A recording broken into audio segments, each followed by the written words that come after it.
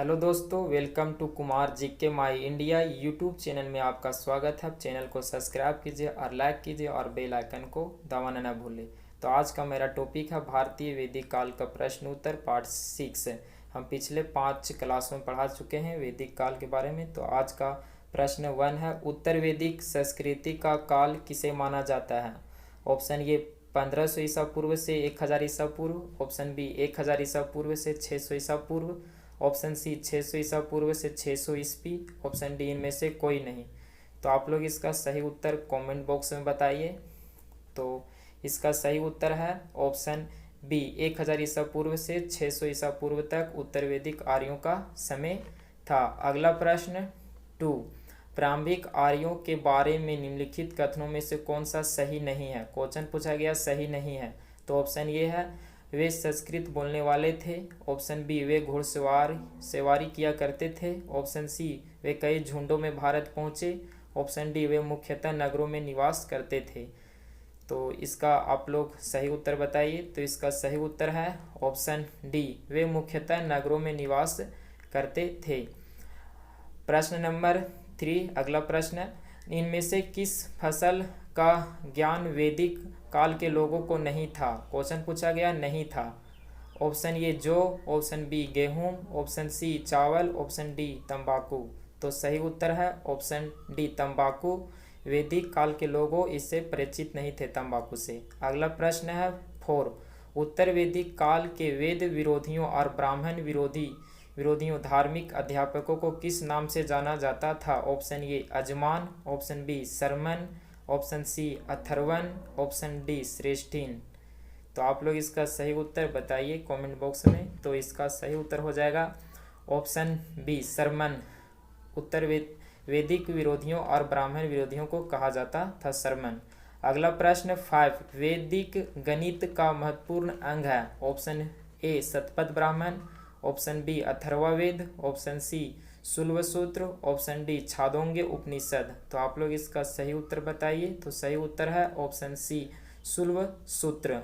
अगला प्रश्न 6, किस वेद में प्राचीन वेद युग की संस्कृति के बारे में सूचना दी गई है? ऑप्शन ए ऋग्वेद में, ऑप्शन बी यजुर्वेद में, ऑप्शन सी अथर्ववेद में, ऑप्शन डी सामवेद में। तो आप लोग इसका सही उत्तर बताइए। तो सही उत्तर है ऑप्शन ए ऋग्वेद में प्राचीन युग की संस्कृति के बारे में उल्लेखित है। अगला प्रश्न 7, निम्नलिखित में से उत्तर वैदिक काल में लिखी गई ग्रंथों का सही क्रम कौन सा है? ऑप्शन ए वेद, ब्राह्मण, आरण्यक और उपनिषद, ऑप्शन बी वेद, उपनिषद, ब्राह्मण और आरण्यक, ऑप्शन सी उपनिषद, वेद, ब्राह्मण और आरण्यक, ऑप्शन डी वेद, आरण्यक, ब्राह्मण और उपनिषद। तो इसका सही उत्तर बताइए। तो इसका सही उत्तर है ऑप्शन ए, सबसे पहले वेद लिखा गया, उसके बाद ब्राह्मण, उसके बाद आरण्यक और उसके बाद उपनिषद, सबसे बाद में उपनिषद लिखा गया। अगला प्रश्न 8, कौन से 3 वेद संयुक्त रूप से त्रयनी या वेद त्रयी कहलाता है? ऑप्शन ए ऋग्वेद, यजुर्वेद और सामवेद, ऑप्शन बी ऋग्वेद, यजुर्वेद और अथर्ववेद, ऑप्शन सी ऋग्वेद, सामवेद और अथर्ववेद, ऑप्शन डी यजुर्वेद, सामवेद और अथर्ववेद। तो आप लोग इसका सही उत्तर बताइए। तो इसका सही उत्तर हो जाएगा ऑप्शन ए ऋग्वेद, यजुर्वेद और सामवेद को त्रिवेद कहा जाता है। अगला प्रश्न सेकेंड लास्ट प्रश्न 9, भारत के राज्य चिन्ह में प्रयुक्त होने वाला शब्द सत्य में जयते किस उपनिषद से लिया गया है? तो option A Mundakopanishad, option B Kanthakopanishad, option C Isha Upanishad, option D Brihad Aranyaka उपनिषद। तो आप लोग इसका सही उत्तर बताइए। तो इसका सही उत्तर है ऑप्शन ए मुंडक उपनिषद से लिया गया भारतीय राष्ट्रीय चिन्ह सत्य में जयते।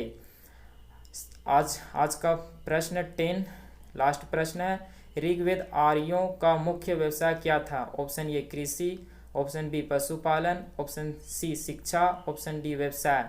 तो इसका सही उत्तर हो जाएगा ऑप्शन बी पशुपालन ऋग्वेद आर्यों का मुख्य व्यवसाय था। तो यहाँ पर प्रश्न समाप्त होता है भारतीय वैदिक काल का चैप्टर 6। फिर हम अगली क्लास में मिलेंगे 7 पार्ट लेकर। तो ऑल द बेस्ट, अगली क्लास में फिर से मिलेंगे। Thank you.